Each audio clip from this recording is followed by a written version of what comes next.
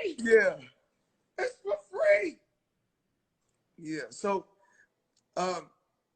Joe, I still, I just don't do a lot of, far as like, I don't show everybody everything. Joe, do I still got my $52 million house in Beverly Hills? Absolutely. The house, the house I'm in right now, the big boy mansion, do I still got it? Yeah, absolutely. But guess what? I built a palace. I built my palace is over 30,000 square feet. I built that a couple years ago, and that got 3 kitchens, 5 laundry rooms, probably like 17 bathrooms, 12 bedrooms. So, still got 100. Is it safe to say, yo, Floyd, is it safe to say that's the most expensive gift you bought yourself? Well, I think my most expensive gift is probably my Beverly Hills house. But they say it's about working smarter, not harder. So I still got the Beverly Hills house, and they wanted 52 for it, but I worked it and got it, and I still I got the palace. I still got my house. Still got all my houses in Miami. Still got all my property in New York. So like I said before, I was smart with my money. I know we've been very on an up note. I know recently Uncle Roger passed and baby mama passed. Yes. And may they rest in peace. My pilot on here. One of my pilots. One of your pilots from the plane? AJ.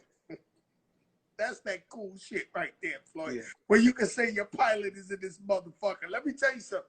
Floyd, I know it's been hard. Are you okay and everything? Are you we're dealing with this? Because I went through depression when my sister passed and Pond and have you been able to like, because I know these are both 2 important people to you.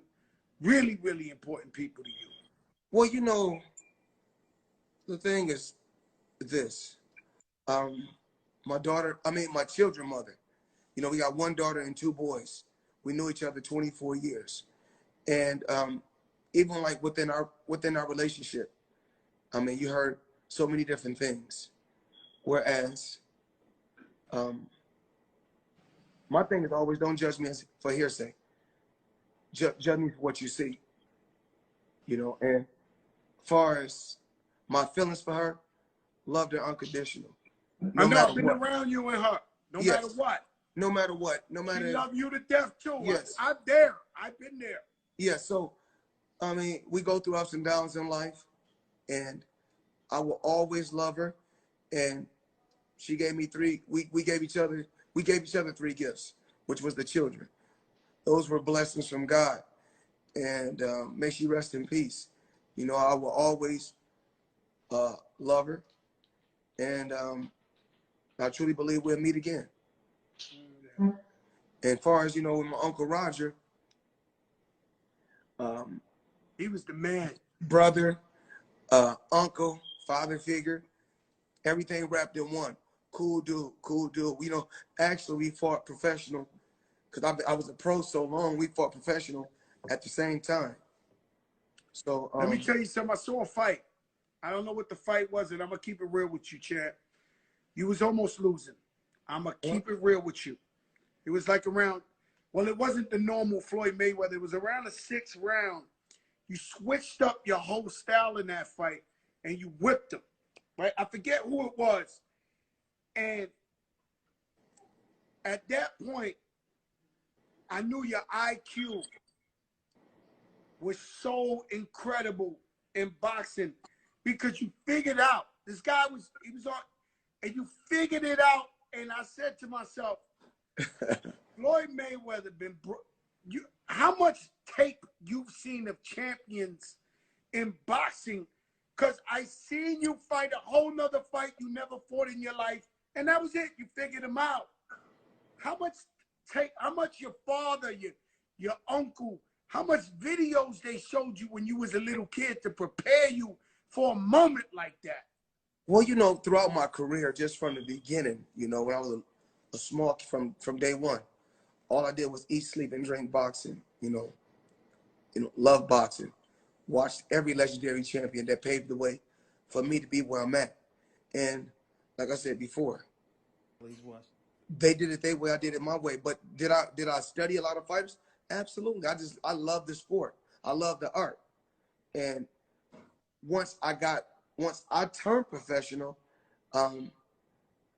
it was no looking back. I knew I didn't have to study any film of any fighter because I knew that I was going to be TBE once I retired from the sport. Who was your toughest fight, would you say? Um, We know you beat them all. Who was your toughest? Who you fought that you said? But hey Joe, I'm gonna answer this two different ways, okay? Because somebody asked me that question the other day, and I said to myself, "Do it really matter who was the toughest? All the results was the same." No, all of you. I know you beat them, but who was you fighting? And you was like, "Holy shit, I didn't know." But Joe, I gotta ask you a question, Joe. Now, this like you saying, you can go to an arena overseas or anywhere. You can have 100,000, but then you can perform for 10 people. If the money is the same, it doesn't really matter.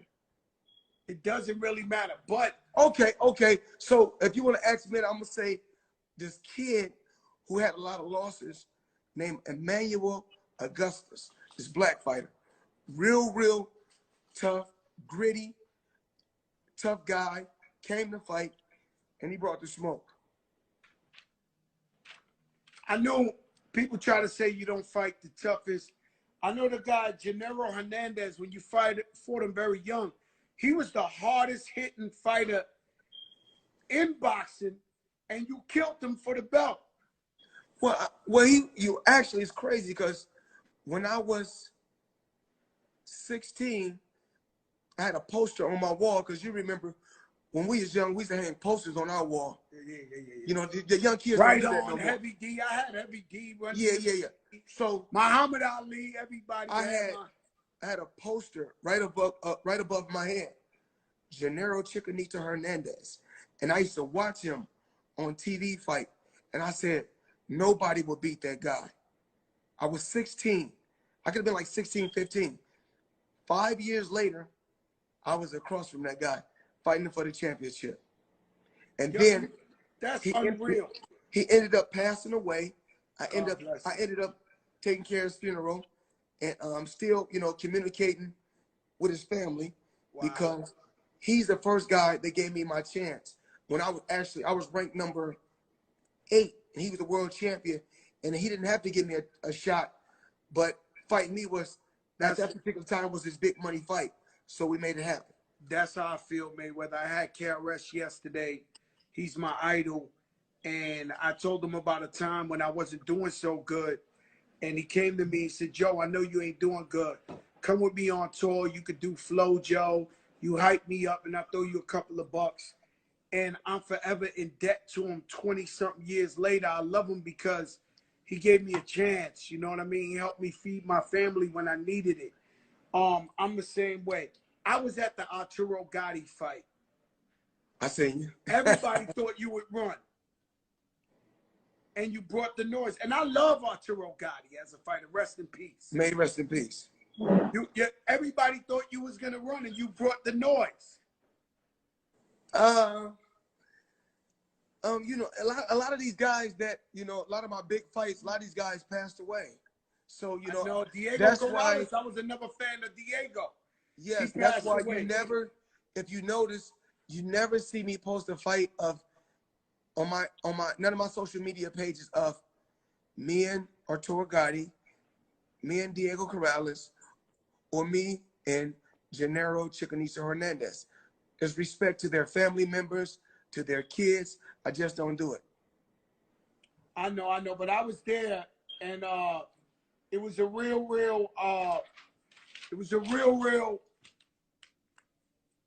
Man, let's put it this way: a lot of Italians lost a lot of money that night. I know.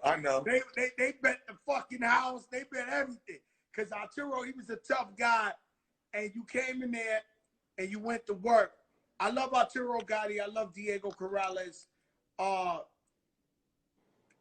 love them as fighters. They were really good fighters. You always give the illusion of living the lifestyle, hanging out in the club, having a great time. But I have never seen you sip a glass of liquor in my life. I watch you in the club buy 100 bottles, but you don't sip that. Tell these younger fighters, because they all watching, how important it is to take care of your body, to not drink, to not abuse your body. If you want to be champ, become champ and stay champ in the game. You can't just live it for a few months or a few weeks. This boxing really is really a lifestyle, period. And I just truly believe in sacrificing. You got to make certain sacrifices, and it will pay off. I'm where I'm at because I made sacrifices. Everything ain't for everybody, like we talked about. And that's why I'm still living a great life, and that's why I'm still basically in a fight game. And, you know, as far as with Mayweather Promotions, as well as PBC, I think we're working with, right now we have somewhere upwards of between 200 and 300 fighters.